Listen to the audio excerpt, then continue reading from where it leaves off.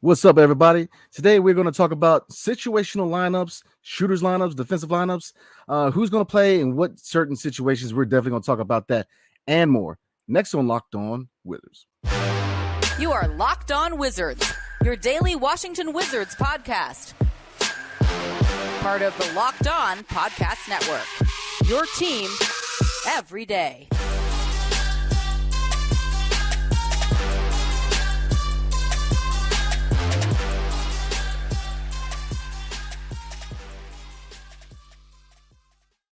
What's good, everybody? It's your boy Brandon Scott again with my guy, the real Ed Oliver. Thank you for making Locked On Wizards your first listen every day. We are free and available wherever you get your podcasts and on YouTube. Part of the Locked On Podcast Network, your team every single day. And today we're going to talk about lineups, not just your average lineups. You know, what lineup would you put out there for a scoring lineup, a defensive lineup, down by 1 or up by 5? So we're definitely going to talk about all that and more. So we're going to jump right into it. So looking at scoring, E, if you needed a lineup that's going to be able to, I guess, go against a high-scoring team, what kind of lineup you looking at? I'm looking at a team to push the pace. So I think Jordan Poole at the 1, like everybody's been asking about, everybody wants to see Jordan Poole at the 1. I think he can push the pace more. Tyus is more of a steady Eddie guy. I think he can push the pace too, but he's a guy that wants to get guys lined up. He's not going to turn the ball over much.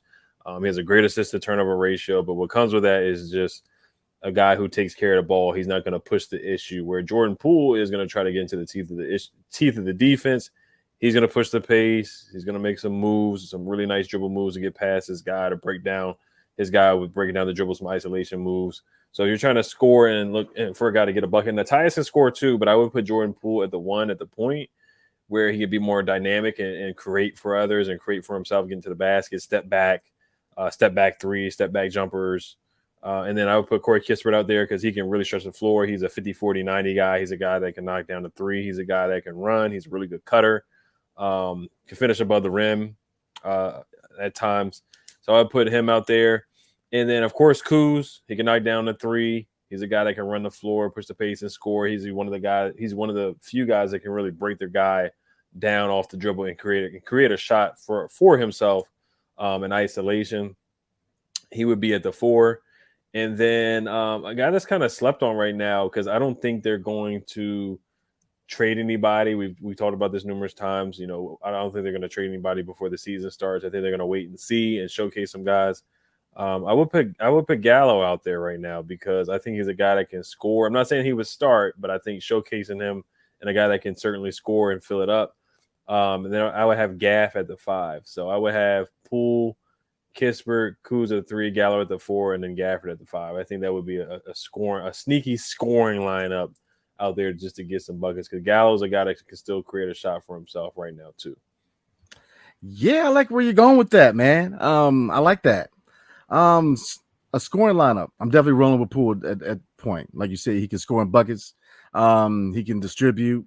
Man, but to me, it gets tricky from there. I'm rolling with, and this was a hard one, man, but I'm rolling with Kispert. You know, just with his ability to shoot and to be able to cut to the basket, I think is big with scoring. At the 3, man, I'm gonna roll with Kuz. I'm gonna roll with Kuz at the 3. You know, he can definitely shoot, definitely using his frame. He can definitely drive the ball, drive the lane anytime he wants. He definitely can create a shot for himself. At the 4, I'm going with Gallinari. You know, and people sleep on the fact that, look, he was a number 1 option about 10 years ago, man. I mean, I'm just saying, like, he definitely, I mean, he can play the ball. You know, he was a scorer in this league at one point, man. I know, you know, injuries has derailed him in his age, man. And then the 5, man, I want to say Gaff, because he's got to have somebody who can defend. But, I mean, if you're trying to look for a lineup that's going to spread the floor, I'm going to look at Muscala. You know, he's a 5 who can spread the floor, man. So, while defensively he's not as polished as Gafford is, you know, he definitely can stretch the floor. So, yeah, if I'm trying to compete with a team that's trying to score, that would be my lineup, man. So, looking at defense, you know, looking at a team that you need to go out there and stop the other team from scoring, where are you looking at as far as on the defensive side?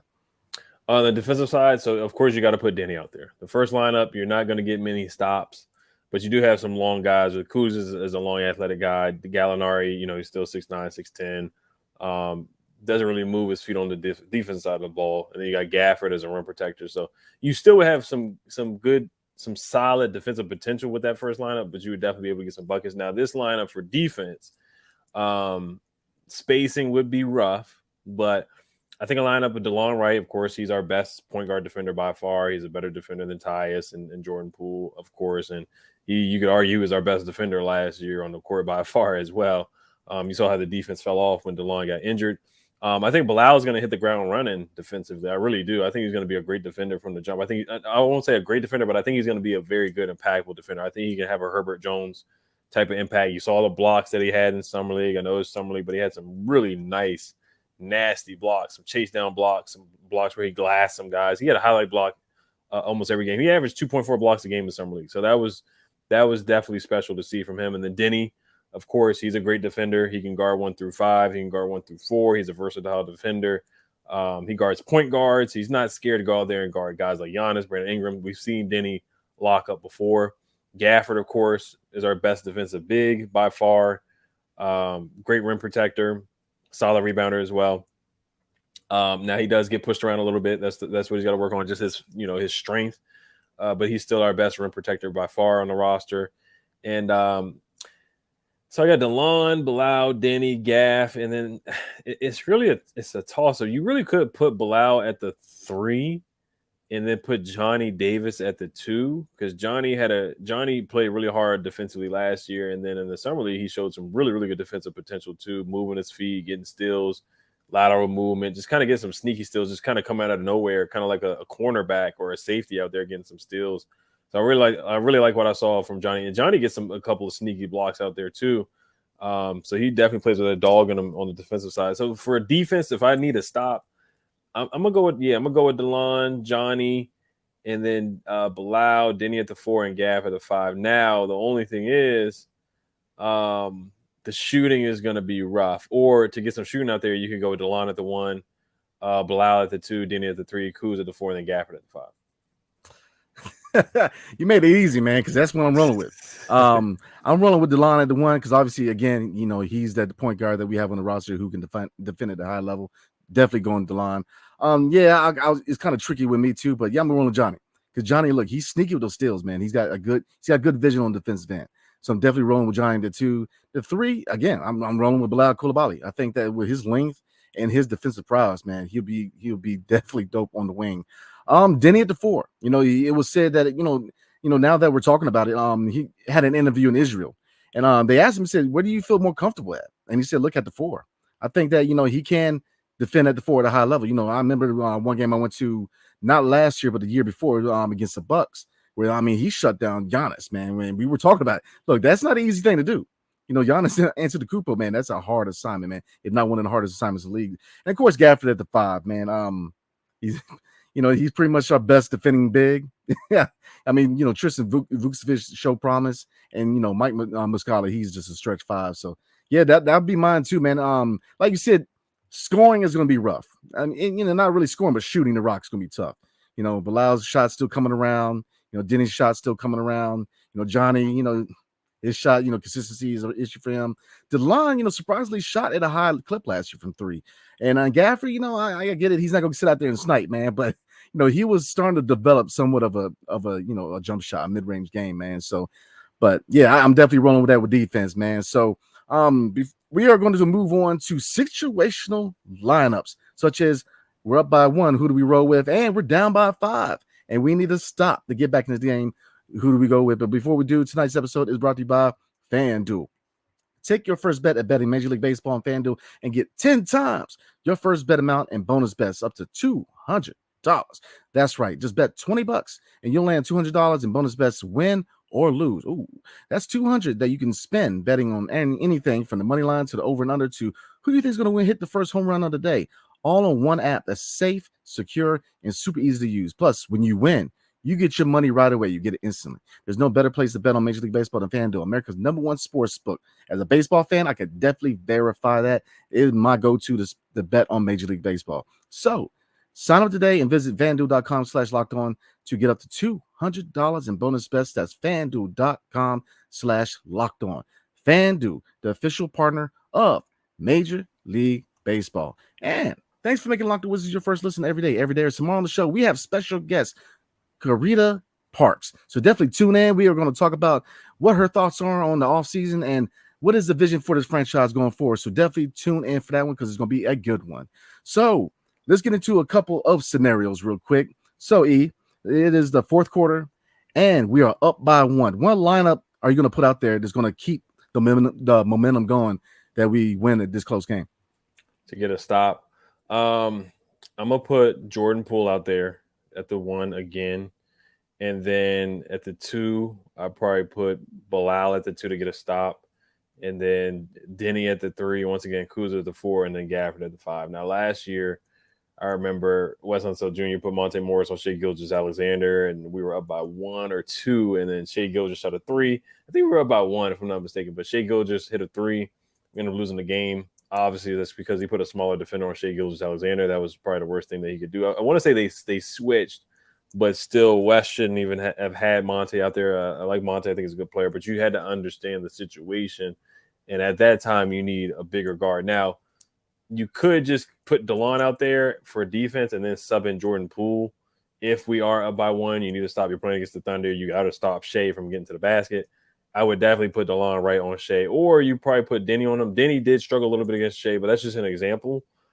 Shea was getting to the basket a lot and getting to the free throw line, but I probably put DeLon on Shea Gilgeous. That's just an example. If we are by 1, Shea has the ball, and there's about 10 seconds to go in the game, and you got to get a stop. So I would definitely have Gaff out there to get a stop. Denny out there as well. Bilal, I think he could get some stops and get some steals. Johnny is a guy that I would possibly throw in there just to wreak some havoc there on the defensive side of the ball as well.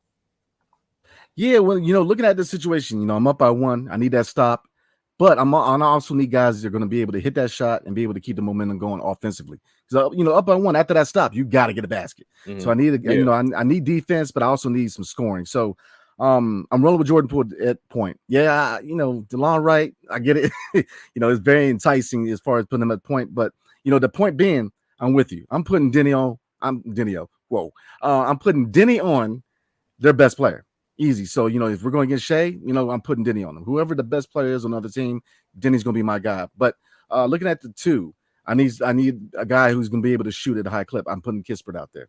I get it. Defensively, he's not going to be, but, like I said, with this lineup, man, I get the importance of defense, but also get that you need guys out there that are going to be able to, get those stops and get a league back up, man. So I'm going Kispert, going Denny at the 3. I'm going Kuz because Kuz with his size, he's not the worst defender out there. Plus, he's shown that there's a reason why they call him Clutch Kuz. I need a guy who's going to be able to take that shot, in the closing seconds, man, and hit it with confidence. And obviously Gav, man, you're rolling with Gav because he's just that rim protector. So, yeah, man, I like both lineups. I can definitely dig it. All right, next scenario. Fourth quarter, we're down by 5. We need to make stops, but we need to score at a high clip. Who you rolling with? I kind of got to start. I got Tyus, Jordan Poole, Corey Kispert, Kyle Kuzma, and Gafford. You got to get a lob threat in there. You got to get some spacing with Kispert so you can knock down threes. Tyus can knock down threes. Poole can knock down threes. And Kuzma can knock down threes with spacing. You got guys that can create a shot for themselves. Jordan Poole, of course, and also with Kyle Kuzma. Tyus Jones can create a shot with himself. That basically is my starting 5. Now, if there was about 5 seconds left, then maybe I would throw another shooter in there. Or if we're down by 2, just throw another shooter in there. Or down by 3, we got to tie it up. Maybe I throw another shooter in there. But if there is more time, like you said, 5 minutes left, then I'm basically going to roll with my starting 5, which in my opinion would be Tyus, Jordan Poole, Corey Kispert, Kyle Kuzma, and Gafford. Yeah, man. They say great minds think alike. I'm rolling with you, man. The reason I'm rolling with Tyus is because, like you said, can he push space a little bit? They call him Tyus Stones for a reason. That's what they call him. He's a clutch player. Look, there you go. Well, he can push the pace, but he, if I'm up by 5, right, and I'm trying to get stops, but I'm also trying to slow things down. Tyus Jones will be able to bring the ball up, slow everything down, slow the shot clock down. That's why I'm rolling with Tyus, man. I'm definitely rolling with Tyus at point. 2, Jordan Poole. 3, Denny. Defense. 4, size and shooting, and defense to a certain degree, Kyle Kuzma, and then obviously Gaff at the 5. So yeah, we're in agreement with that, man. That's pretty much my starting five too, going into the season. Obviously it changes after the deadline, in my opinion, but yeah, that is definitely my lineup. So before we roll, one more lineup for you guys. Last year, obviously we had KP, but if you had to go to a big lineup, who are you rolling with? With a big lineup, then you gotta get Bilal in there for some size. So I will have him at the 2, Denny at the 3, Kuz at the 4, Gaff at the 5, and then probably I would have Jordan Poole at the 1. Now you would have some really good defenders with Bilal and Denny in there. Denny's about 6'9", Bilal's about 6'6". He's still growing. Kuz is about 6'10" at the 4, Gafford at the 5, 6'11". So you certainly have some size right there. That's a pretty big lineup. Jordan Poole, how tall is he? About 6'3". So he's a little bit taller than Tyus, which is not by much. Yeah, Jordan Poole's 6'4". Tyus is about 6'2". So that would give you a taller point guard in there. So I think that would give you some size and a lot of long wingspans. Denny has a long wingspan. Bilal has a long wingspan. Kuzma has a solid wingspan. Gaffer has a solid wingspan where he can cover a lot of ground. So I think that would give you some size. And you have a good mix with defense and offense in there. You have Jordan Poole, a good offensive player. Kyle Kuzma, a good offensive player. Bilal and Denny are work in progress, but they can really defend. So they would get stops for you. Gaff would get some stops for you as well. So that would be a long, athletic lineup. Bilal's super athletic. Jordan Poole's a good athlete. Kuzma's a good athlete, and Gafford, of course, is a good athlete as a good lob threat as well. Yeah, man, look at that size. Okay. At point guard, I'm rolling with DeLon. 6'5", Mm-hmm. He can defend, he can shoot. I'm rolling with DeLon. At the 2, I'm rolling with Bilal Coulibaly. 6'6" with a 7'2" wingspan. He definitely has the size to lock down most people at the 2, in my opinion. At 3, I'm rolling with Denny Avdia. Obviously, he can defend 1 through 5, but looking at his size, I'm looking at right now. Where you at, Denny?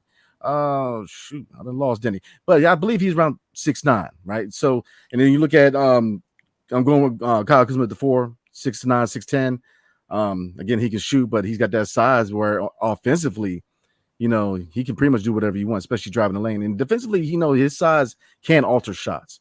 And then obviously Gaff at the 5, so I'm definitely rolling with that. But I mean, if you look at this roster real quick, man, this is a taller roster because Mike Muscala is 6'11", Vucevic is 6'11", 7 foot, Gafford 6'10", Gallinari 6'10", Denny 6'9", Kuzma 6'9", 6'10", Patrick Baldwin 6'9". I mean, the list goes on. Coulibaly 6'6", Kispert. So we have a taller lineup. So we were talking about this. Going into the year, Wes Unseld Jr. has more of the ability to mix and match his lineups. He doesn't have to have a concrete lineup. You can kind of look at opponents like, talking about a big lineup. We talked about last year, and they finally granted our request, and we did pretty well. But when you go against teams like Cleveland, I mean, when you got Jared Allen and you got Evan Mobley at the 5 and the 4, I think a big lineup is definitely something that you got to look at. But again, looking at this roster, your shortest guy is Tyus Jones at 6'2", but you got a lot of guys, especially Amarudi, he's 6'6". I mean, so we have a very tall lineup, man. So, it's very, very intriguing. That's the first shot, by the way, but very intriguing. But so yeah, we're gonna go ahead and call it that, man. Before we roll, you have anything else you want to talk about as far as lineups? Yeah, we didn't put Landry Shamet in any lineups. Now, Landry Shamet, I think he's a guy that's gonna be on the roster, before the trade deadline. I do think he's gonna get traded at the trade deadline, but I think he's a guy that's gonna be able to space the floor. He's a good 3-point shooter. Shot 37% from 3 last year. Yeah, he shot 37% from 3 last year, 38% career 3-point shooter. So I think he's a guy that, I know a lot of fans don't want to really see him play. They'd rather see Johnny Davis get minutes or Corey Kispert get minutes or Bilal get minutes. But he is a professional. He's a guy that can shoot the 3. He had a solid playoff series with the Suns last year where he was able to knock down shots for them and space the floor. So if you are down and you're looking for some 3-point shooting, you could throw him and Kispert out there at the same time. Now, the defense would be pretty darn bad, but you would get guys that could definitely knock down the 3 and get you back in a game for sure. Guys that we didn't name in a rotation, you did name Pat Baldwin, but we didn't really put him in a lot of rotations out there. Ryan Rollins is a guy that we didn't put out there. Eugene Omoruyi, you just brought him up. We didn't really put him in a lot of lineups either, so he might be the odd man out of rotations. Anthony Gill, Xavier Cooks, we didn't name them either, which, I'm not surprised. And Mike Muscala. Now, the only thing is, we do have some guys that are, taller, like Gaff 6'11", Muscala is about 6'11", Vucevic is 7 feet. But we definitely still need some front court depth. I do think we are very thin at that center position for sure. Our bigs are lean. And if Gaff gets in foul trouble, we definitely could be in some trouble with Muscala being that backup big, going up against, Joel Embiid or Jokic or Vucevic or Jonas Valanciunas, Anthony Davis. We struggled against those bigger bigs. So that is the biggest concern on the roster. Kyle Kuzma, if they do a small ball five, we didn't talk about a small ball five lineup. Like if Kuzma plays at the five, Kuzma hasn't played at the five much, but Gallinari has played at the five frequently in his career. So you can see Gallo possibly at the five, Mike Muscala at the five, just to really space the floor and push the pace. We want to see this team push the pace. We definitely want to see Wes Unseld Jr. try to push the pace with certain lineups out there. And there's definitely some interesting lineups out there. And we'll definitely see, man. There's some lineups that he can definitely try out there. And this is a research and development kind of season, so they should just definitely try anything that they can get out of these guys. Some defensive lineups, pushing the pace lineup, just mixing and matching, and staggering minutes with starters and bench guys for sure, and letting some of the young guys play. And we'll see. We'll see how it shakes out with some of these veterans here before the trade deadline. Yeah, I'm 100% with you, man. The only thing I hope going to the season, like you said, is an evaluation season. My only hope is utilize their strengths. Don't try to create it. Don't try to make them acclimate to a position they're not used to. I don't want to see Johnny Davis at point, and I don't want to see Bilal as point guard. Utilize their strengths, man. With Johnny, he can defend. He can score. Just efficiency is the name of the game. And Koulibaly, man, he's not a point guard. He's still growing, man. He could end up being a 3 or a 4 when it's all said and done, man. Just because he already has a 7'2" wingspan. So yeah, I'm with you. It's definitely his evaluation season, man. But just let's work on their strengths. Let's fit the lineup to their strengths, and that's what I want to see. Going on Shemet real quick, as opposed to why did I put Corey Kispert in there and not him? Well, it's easy. I think the only thing that really separates the two is the fact that Corey can cut. He's got the instinct when he knows when to cut to the basket and really utilize guys who have vision. Whereas you don't see Shemet really as a cutter, as a guy who's really going to go in and score. He's more of strictly a shooter, kind of like a Seth Curry, which is cool. But I want a guy who at least has a couple more tricks up his sleeve outside of a shot. Corey Kispert has shown that with his basketball IQ, he can cut. He knows when to do certain things. Just certain things you can't be taught. So I'm with you, man. Landry Shemet is definitely. It's definitely going to be interesting to see how they acclimate him to this roster because it's a tricky situation because you want to get his value up, and at the same time, he is taking away minutes from Johnny Davis, Bilal Koulibaly to a certain degree, and it's going to see where they even play Kispert. So it's a lot of questions going forward. It's still early in the game. You could see consolidation trade, but I'm with you. I don't think there will be. But there's still deals out there to be had. Dame Lillard, does he stay in Portland? Do they still move him? James Harden, does he get moved? So, and there's been reports that the Washington Wizards could be a third team in either one of those trades. Mm-hmm. So, if those trades come up, I would kind of like to see the Wizards kind of make moves. Like you said, we need another center. I like Gaff. Gaff has come a long way, but as far as the future, he's not the guy as far as our future center. We need to go out there and find another guy to back him up for this year and maybe look for a guy for years to come. But we're gonna go ahead and call it there. A lot of questions about the lineups, but still early in the game. Still a lot of moves to be made. We're going into the dog days of the off season, so so definitely tune in, everybody. So we definitely appreciate everybody. Thanks for making Locked On Wizards your first listen every day. Now, every day is again, we're gonna have Karita Parks, so definitely tune in because that's always a good time. So definitely tune in for that episode. So again, wherever you get your podcast, 5-star review is much appreciated. And like, subscribe, comment below, hit that notification button that lets you know when we put another video out, man, because we put out a lot of good content. And if you were with us last year, man, you know that the regular season is going to be fun, man, especially West Coast trips in the righty. So we're going ahead and call it there, man. Definitely appreciate you guys. So hail to the Wizards and peace. You guys have a good night.